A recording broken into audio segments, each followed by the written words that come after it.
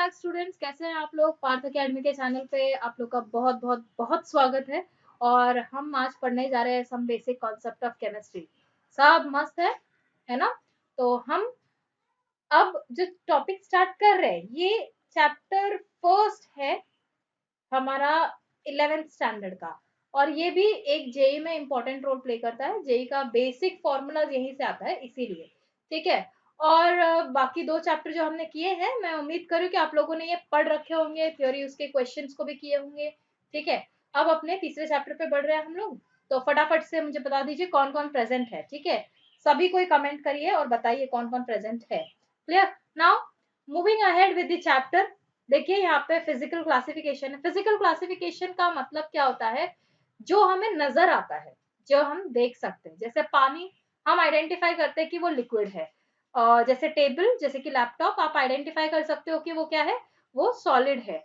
जो आप हवा देख रहे हो वो दिखता नहीं है, बट आप फील कर सकते हो कि वो गैस है। क्लियर। तो इस तरह से आप सॉलिड, लिक्विड और गैस तीनों को पहचान सकते हो। और ये सारी उनकी प्रॉपर्टीज है जो सॉलिड, लिक्विड और गैसेस की होती है, जैसे कि volume, shape, intermolecular force of attraction, arrangement of molecules, intermolecular spaces, compressibility, expansion, rigidity, fluidity और डिफ्यूजन। ये सारी प्रॉपर्टीज के ऊपर बेस्ड आपका ये जो मैटर होता है, जो भी आपके आसपास दिखाई देता है, उसको हम मैटर कहते हैं।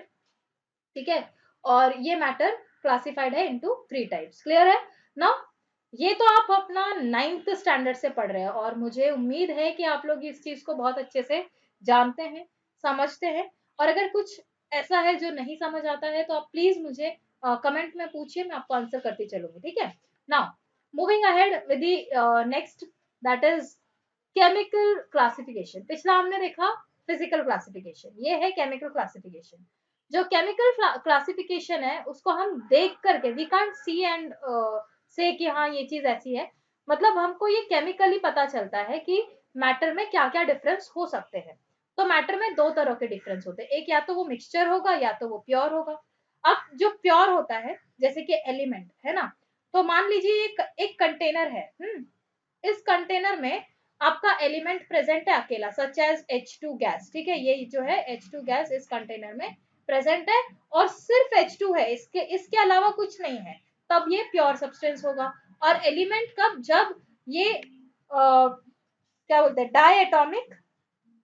डायटोमिक होमो न्यूक्लियर होता है। ठीक है, तब हम इसको क्या बोलते हैं, एलिमेंट। क्लियर। और कंपाउंड, कंपाउंड भी सेम, मान लीजिए ये आपका कंटेनर है और इसमें compound such as H2O present है, तो ये आपका कंटेनर सिर्फ H2O से फिल्ड है, तब ये होगा क्या, कंपाउंड। ये क्या होगा, ये पॉली एटॉमिक होगा, पॉली एटॉमिक एंड हेटेरोन्यूक्लियर, यानी कि देखो हाइड्रोजन और ऑक्सीजन दो अलग अलग न्यूक्लियस है, और या दो अलग अलग एटम है, और दोनों भी क्या है, कंपाउंड के फॉर्म में एक दूसरे से जुड़े हुए हैं। ठीक है, हेट्रो न्यूक्लियर सब्सटेंस होगा। ठीक है, तब वो कंपाउंड होगा।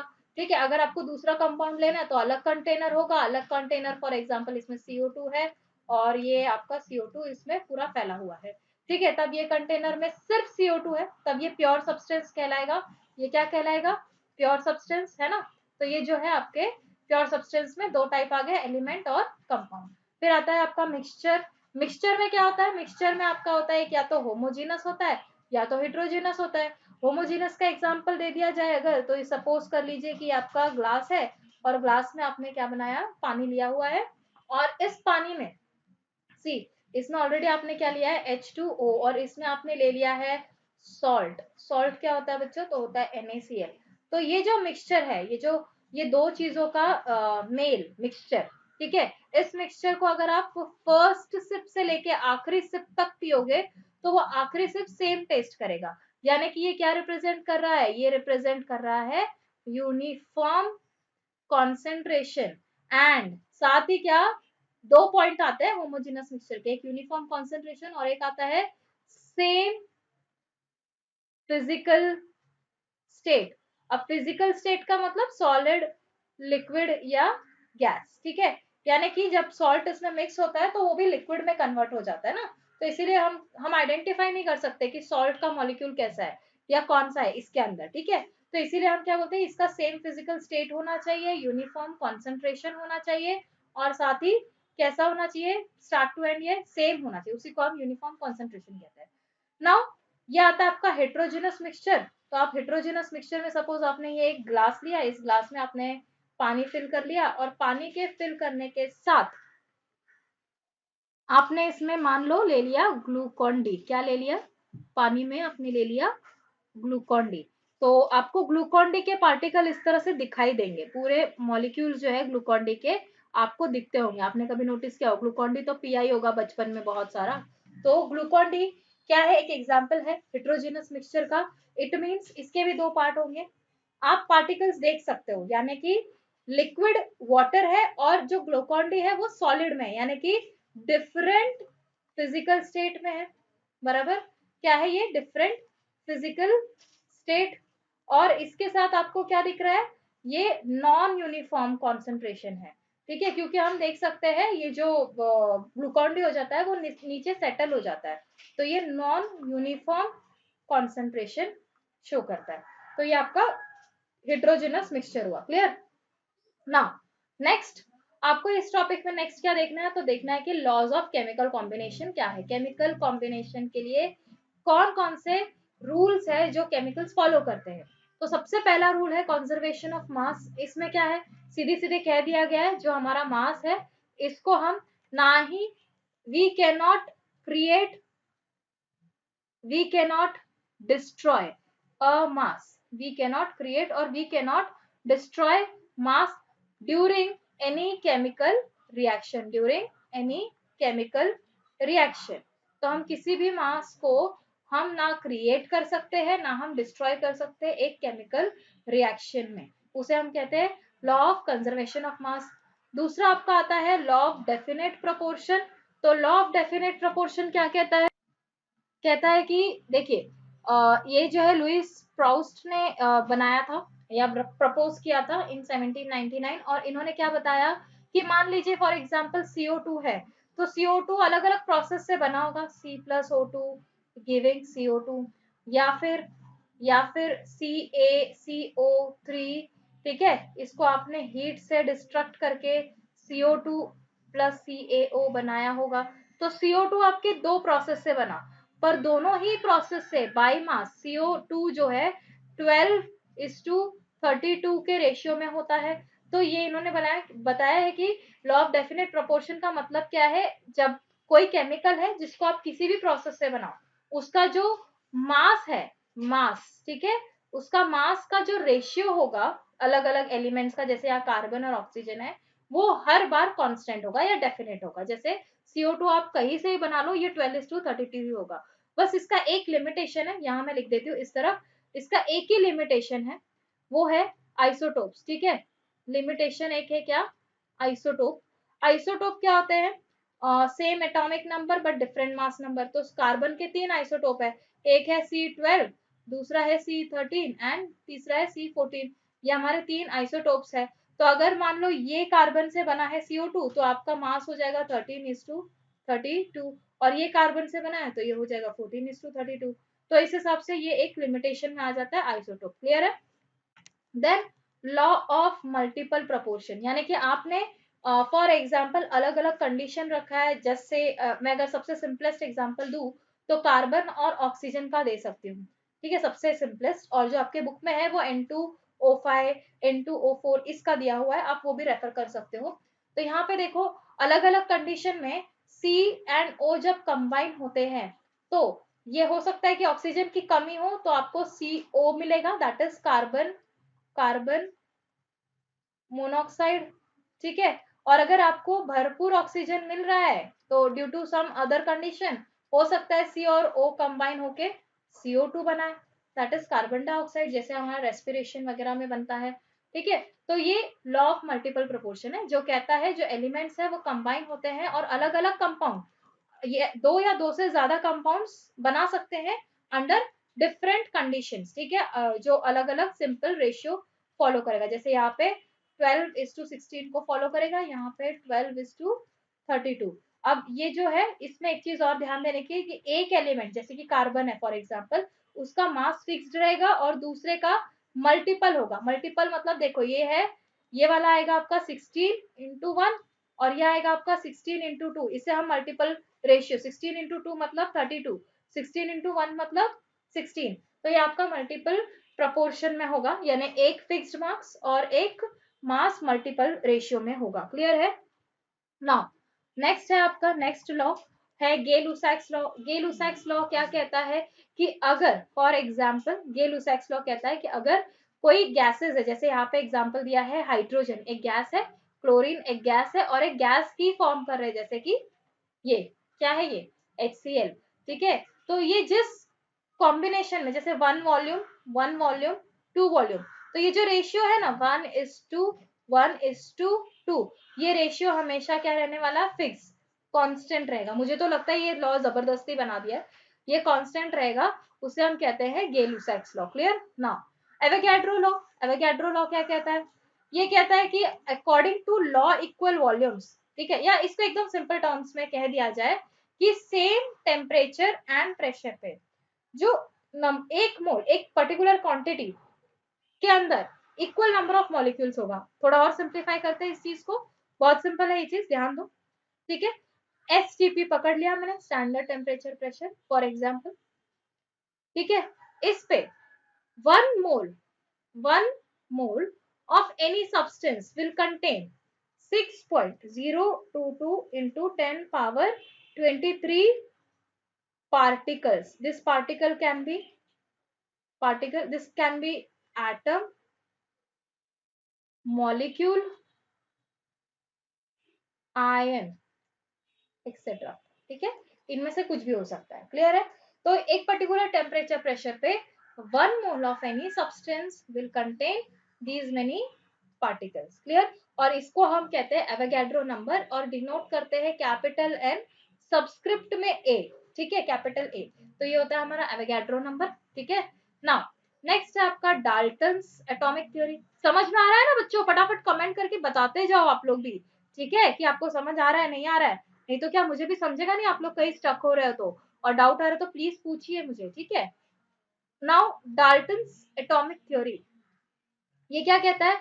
जितने पार्टिकल्स है वो, जितने मैटर है वो सबसे टाइनी पार्टिकल जो कि इनडिविजिबल होगा उसको हम कहेंगे एटम, उस इस एटम का ही बना होगा, ठीक है। ये कहता है डाल्टन्स एटॉमिक थ्योरी।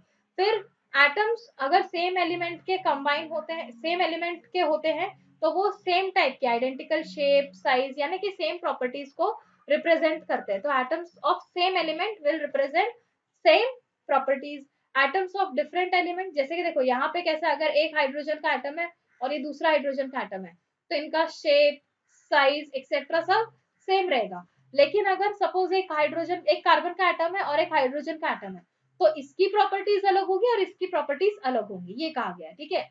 फिर atom is the smallest unit जो कि केमिकल रिएक्शन में पार्टिसिपेट करता है, ठीक है। उसके अलावा जब भी ये कंबाइन करते हैं तो क्या बनाते हैं, मॉलिक्यूल्स बनाते हैं।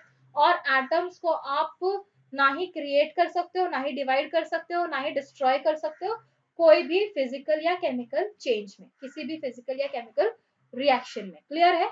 तो ये है हमारा पूरा लॉज। नेक्स्ट बढ़ते हैं सबसे इंपॉर्टेंट टॉपिक जो कि है मोल कॉन्सेप्ट। यहीं से ये चैप्टर का एक्चुअल शुरुआत है, इसके पहले तक का तो हमने 9th में ही पढ़ चुका है, ठीक है। Now mole concept, mole concept ध्यान से सुनिएगा। फॉर एग्जाम्पल मैं डायरेक्टली एग्जाम्पल लेके इसलिए समझा रही हूँ कि आपको एक ही बार में ये क्लियर हो जाए, इसको रीड करने की खासा जरूरत नहीं है, ठीक है। फॉर एग्जाम्पल आपने लिया है कार्बन डाइऑक्साइड, तो कार्बन डाइऑक्साइड का जो कार्बन होता है उसका एटॉमिक मास कितना है, 12, और जो ऑक्सीजन है उसका एटॉमिक मास कितना है, 16, और ऑक्सीजन के दो एटम है मतलब इंटू टू, ठीक है। तो ये आप जब इक्वेट करोगे तो ये हो जाएगा 44 मोलार मास यूनिट या मॉलिक्यूलर मास यूनिट, हम इसको AMU लिखते थे, पर ये एक मॉलिक्यूल है ना, CO2 एक मॉलिक्यूल है, एक एटम नहीं है, इसीलिए मैंने मॉलिक्यूलर मास यूनिट लिखा है, ठीक है। अगर आप मान लो कि आपको ये पता है कि ये 44 MMU है या 44 यूनिट्स है, ठीक है। इसी कार्बन डाइऑक्साइड को अगर आपने एक कंटेनर लिया, आपको पता है 44 यूनिट है, इस कंटेनर में आपने CO2 लिया, और CO2 कितना लिया, 44 ग्राम, ठीक है। देखो एक मॉलिक्यूल को आप वे नहीं कर सकते, you can not weigh one single molecule, but you can weigh 44 grams. तो आप 44 ग्राम CO2 ले लो।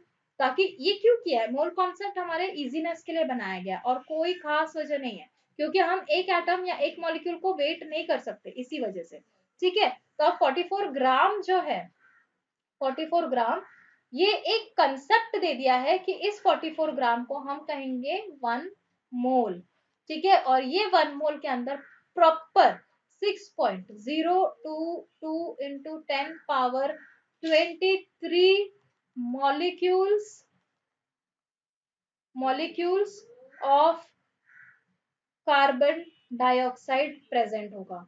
ठीक है, तो इसी तरह से हर मॉलिक्यूल का अलग अलग होगा, हर एटम का अलग होगा। फॉर एग्जांपल मैंने O2 ले लिया, तो O2 के लिए क्या होगा, 16 into 2, that will be 32 units. ठीक है, 32 यूनिट्स आपने लिया। For example 32 grams of oxygen ले लिया, तो ये आपका 32 ग्राम ऑफ ऑक्सीजन हो गया 1 मोल, और इस 1 मोल में होगा 6.022 इंटू 10 पावर 23।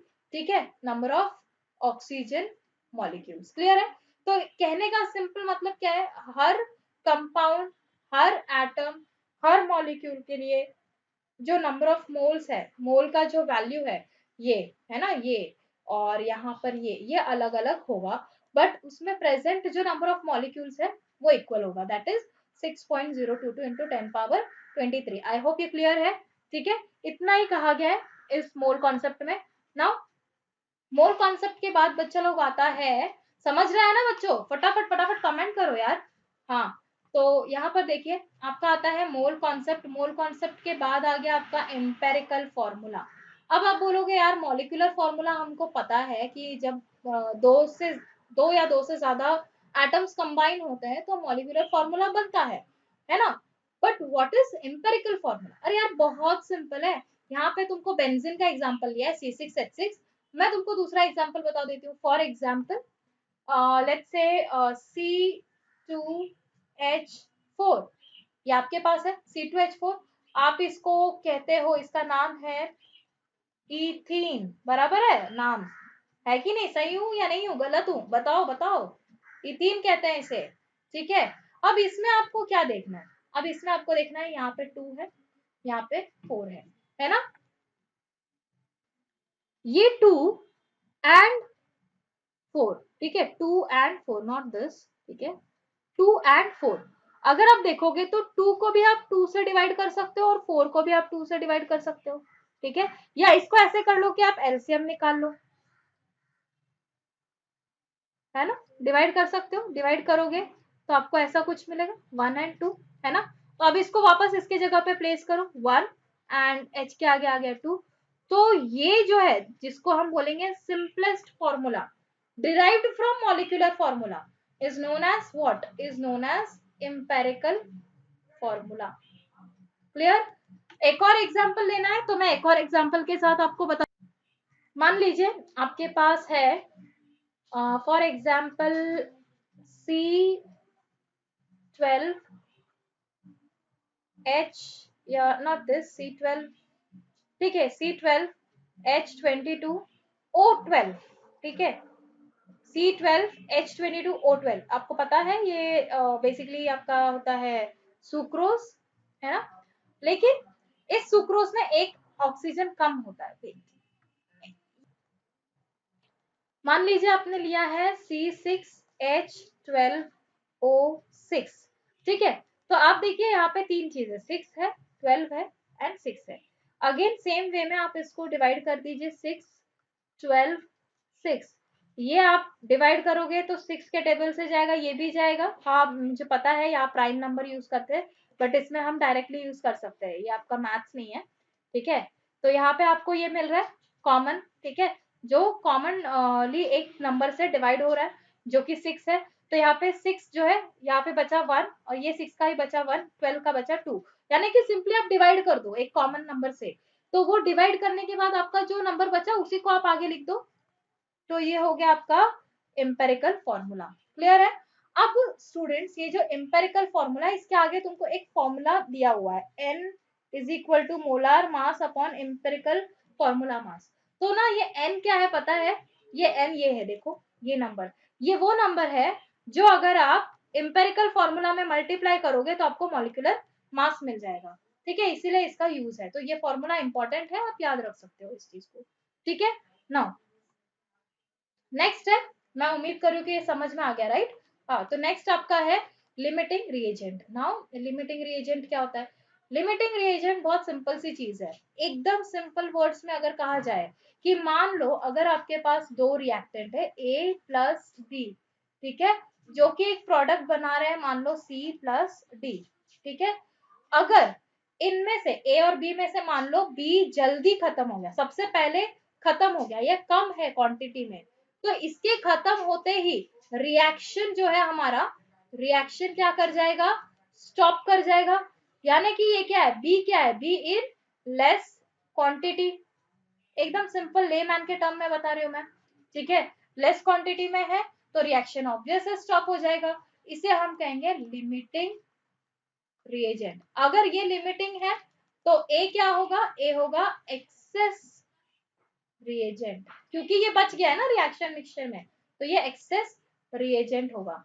ये स्टोइकियोमेट्री का बहुत ही इंपॉर्टेंट पार्ट है, लिमिटिंग रिएजेंट। इससे आप मान लो आपको किसी क्वेश्चन में आपको, आपके पास एक बैलेंस्ड इक्वेशन है, क्या है आपके पास एक बैलेंस्ड इक्वेशन है, और उस इक्वेशन में एक भी मान लो डी का आपके पास मास, गिवन मास है, ठीक है, तो आप रिएक्शन मिक्सचर में प्रेजेंट ए बी और सी तीनों का मास निकाल सकते हैं। क्लियर, तो इसके लिए ये इंपॉर्टेंट है, क्लियर है। नाउ नाउ आपका आता है मास परसेंट। मास परसेंट क्या है, तो बच्चों मास परसेंट मतलब कि हम किसी चीज का परसेंट निकाले, मान लीजिए आपको 100 में से आ गए, आपको सॉरी नॉट 100, चलो 400 में से आपको मिला 360, ठीक है, 400 में से आपको 360 मिला, तो आप क्या करोगे, परसेंटेज कैसे निकालोगे, तो आप निकालोगे 360 डिवाइड बाय 400 इंटू 100, बराबर। तो आप इस तरह से अपना परसेंटेज निकालते हो, 4 1 जा 4 9 जा, आपको आ गया 90%। ये आपका तरीका है ना परसेंट निकालने का, बिल्कुल यही फॉर्मूला हमने मास के लिए लिया है, यहाँ मास परसेंट ले रहे, यानी कि देखिए आपको ये बात तो पता है, solute plus solvent is equal to solution, ये बात तो आपको मालूम है ना, बराबर, कमेंट करिए। हाँ, तो इसका मतलब देखिए आपको ये पता है सोल्यूट प्लस सॉल्वेंट हमारा होता है सॉल्यूशन, तो हम क्या करेंगे, अगर सॉल्यूशन बनने के लिए हमको सोल्यूट और सॉल्वेंट ही मिला है, तो हम क्या करते हैं, सोल्यूट का परसेंट कैसे निकालेंगे, यानी कि हम मास परसेंट कैसे निकालेंगे, हम बोलेंगे सीधा कि मास ऑफ सोल्यूट लिख लो, ठीक है, क्योंकि ये कम क्वांटिटी में, मास ऑफ सोल्यूट लिख लो upon upon mass of solution लिख लो, इंटू 100 कर दो, ये आपका हो गया मास परसेंट। अगर आपको वॉल्यूम परसेंट बोला है तो मास की जगह आप क्या लिखोगे, वॉल्यूम लिखोगे, मास की जगह आप क्या लिखोगे, वॉल्यूम, बाकी परसेंट तो ऐसा ही रहेगा। ठीक है, तो ये हो जाता है आपका क्या, मास परसेंट का फॉर्मूला, क्लियर, और वॉल्यूम परसेंट का फॉर्मूला। आगे बढ़े ना, नेक्स्ट है मोलारिटी। सी मोलारिटी बहुत सिंपल है, molarity number of moles of solute upon volume of solution, that's it, है ना। इसीलिए तो देखो हमने अभी केमिकल काइनेटिक में मोलारिटी का यूज किया है, मोल पर लीटर यूनिट था केमिकल काइनेटिक्स में, ठीक है, तो मोल पर लीटर होता है इसका यूनिट। मोलारिटी क्या है, number of moles of solute upon volume of solution in litre, clear. Now next आपका देखो यहाँ पे नेक्स्ट फॉर्मूला क्या है, मोलारिटी, अच्छा ये भी मोलारिटी आपको दिया है, तो molar mass of solute into volume of solution in litre भी आप लिख सकते हो, कैसे लिखोगे, तो मोल्स का फॉर्मूला क्या होता है, तो मैं यहाँ लिख देती हूँ मोल्स का formula, moles is equal to given mass या वेट ऑफ मास, ठीक है, weight of solute, given mass upon molar mass, बराबर। तो आपने बोला given mass upon molar mass, तो देखिए मास ऑफ सोल्यूट हो गया आपका given mass and molar mass, ठीक है, ये आपका सिंप्लीफाइड फॉर्मूला, क्लियर। नाउ आप इसका यूनिट अगर देखते हो तो क्या आता है, मोल पर लीटर या मोल लीटर इनवर्स। क्लियर? तो ये चीजें आपको ध्यान रखनी है। और एक फॉर्मूला जो कि आपको याद रखना है कि m1v1 is equal to m2v2, ये एक रिलेशन है मोलारिटी और वॉल्यूम के बीच में, जो आपको याद रखना है। आपने 11th में इसके बेस्ड इक्वेशंस भी किए होंगे। ठीक है, नाउ मोलालिटी क्या होता है, नेक्स्ट है हमारा, नेक्स्ट फॉर्मूला क्या है, मोलालिटी।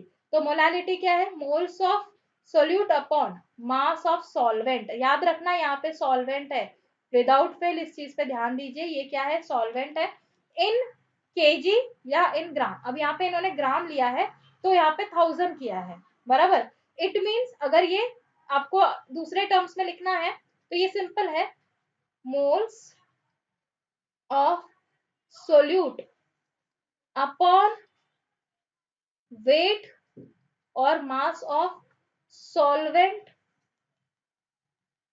इन केजी। आपने यहाँ ग्राम्स लिया है तो आपने ऊपर 1000 से मल्टीप्लाई किया है, बस इतना ही फर्क है। So this is your molality. तो आपका इसका फॉर्मूला क्या आ जाएगा, सॉरी नॉट फॉर्मूला, आपका यूनिट क्या आ जाएगा इसमें, तो यूनिट आपको आएगा सी मोल पर केजी या मोल पर ग्राम, ये आपका आएगा फॉर्मूला। ये बेसिकली ग्राम में रहा तो, बट ग्राम को भी आप क्या कर रहे हो, केजी में कन्वर्ट कर रहे हो ना 1000 से मल्टीप्लाई करके, तो ग्राम पर केजी आपका इसका फॉर्मूला आ जाएगा मोलालिटी का। क्लियर है? Now mole fraction is the ratio of number of moles. अभी ये देखो मोल फ्रैक्शन क्या है, ये आपका मीन है। ठीक है, रीड करने की ऐसे हमें से खास जरूरत नहीं है, बस इतना समझ लो कि आपके पास मान लो मिक्सचर में ए और बी है। ठीक है, यू हैव अ मिक्सचर और इसमें आपके पास है ए एंड बी, दो सब्सटेंसेस प्रेजेंट है। तो आप इसका मोल्स कैसे निकालोगे, मान लो एन ए फॉर सब्सटेंस ए और एन बी, ये आपका मोल्स हो गया। मोल्स आप स्मॉल एन से रिप्रेजेंट करते हो, बराबर। तो आपका ये सब्सटेंस हो गया। आपको बोला है आप निकालिए मोल फ्रैक्शन ऑफ ए, तो mole fraction of A will be always equal to Na upon, that is moles of A upon total moles। total moles का मतलब क्या होता है, Na plus Nb, ये आपका मोल फ्रैक्शन ऑफ A हो गया। वैसे ही सेम वे में आप निकालोगे mole fraction of B। Mole fraction of B का मतलब moles of B upon total moles यानी कि Na plus Nb।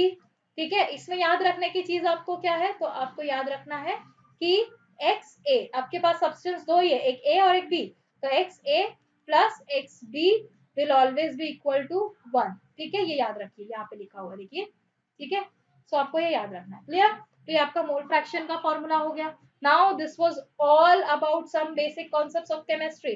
So this was the end of the theory part. हाँ, सिग्निफिकेंट फिगर्स हमने नहीं लिया because I didn't find it too important to take in the lecture, so इसलिए मैंने वो नहीं लिया। और आपका जो है चैप्टर सिर्फ फॉर्मूलाज पे एंड किया है, क्योंकि इसके बेस्ड ही आपको जो है क्वेश्चंस आएंगे। So thank you, bye bye, God bless you all, keep learning, keep growing.